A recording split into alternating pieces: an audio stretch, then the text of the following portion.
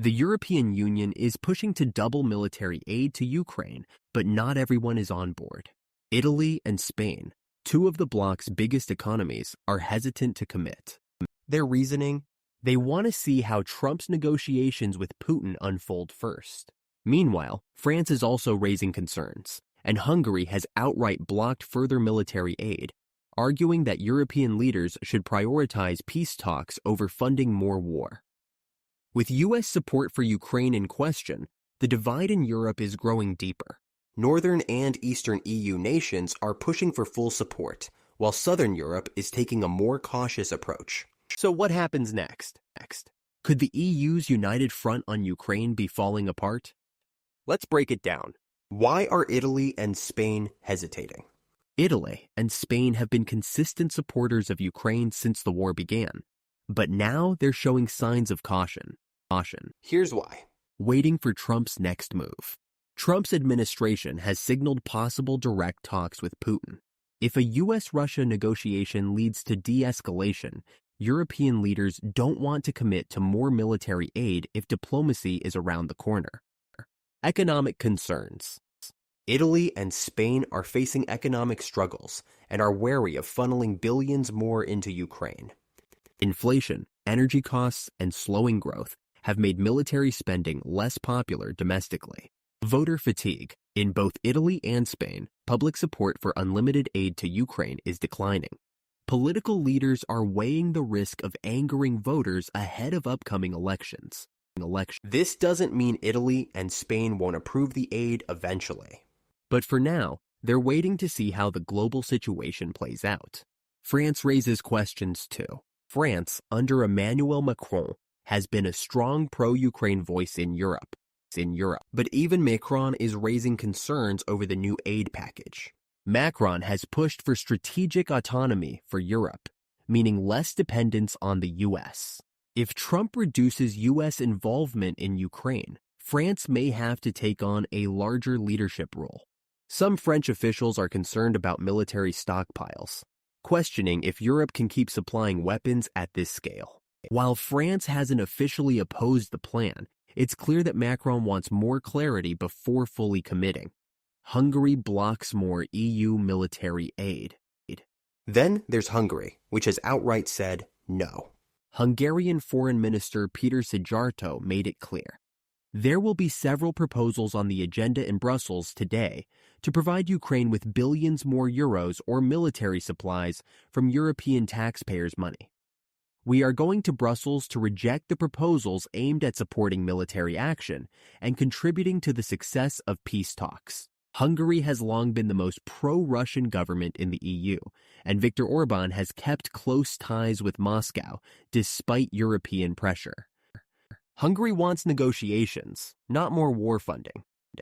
It opposes using EU taxpayer money for military escalation.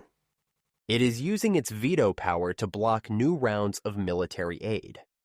With Hungary standing firm, the EU cannot approve the package without a unanimous vote. Unless a compromise is reached, the aid could be stalled indefinitely. The divide, North and East versus South and West. While Italy, Spain, France, and Hungary hesitate or outright reject more Ukraine aid, other EU nations are pushing full speed ahead. Poland, the Baltic states, and Finland want even stronger support for Ukraine.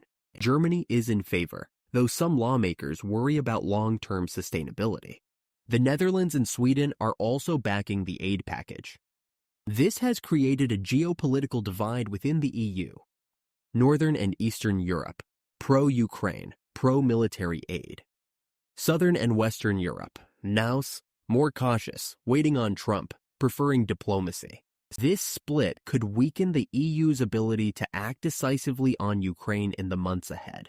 What happens if the aid is delayed? If the EU can't agree on military aid, there will be major consequences. Ukraine faces more uncertainty. Without new EU support, Ukraine's war effort could weaken. Kiev will have to rely more on the US, which is already shifting its approach under Trump. Russia gains more leverage. If European aid slows down, Putin may see this as an opportunity to push harder on the battlefield. Russia could increase offensives, believing Europe is divided and losing resolve. Tensions rise between EU members. The debate over Ukraine is creating cracks in EU unity. If Italy, Spain, and Hungary continue resisting military aid, it could lead to serious political fractures in Brussels. Could this lead to a diplomatic shift? With uncertainty over Trump's next steps and EU hesitation, some European leaders may start pushing harder for diplomacy. Italy and Spain are waiting to see if Trump's talks with Putin lead to a diplomatic opening. Hungary is openly advocating for negotiations instead of military escalation. Macron has previously attempted back-channel talks with Moscow. If Trump truly shifts U.S. foreign policy toward de-escalation, some EU nations might follow, softening their stance on Ukraine aid. Final thoughts. Is EU support for Ukraine cracking? The EU's $43 billion aid plan is facing serious obstacles. Italy and Spain are hesitating, waiting for Trump. France wants more clarity before committing. Hungary has outright blocked the aid package. Northern and Eastern EU nations are still pushing for full military support.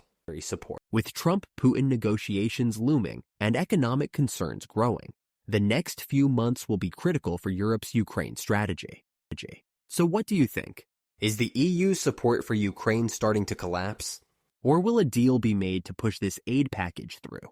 Drop your thoughts in the comments.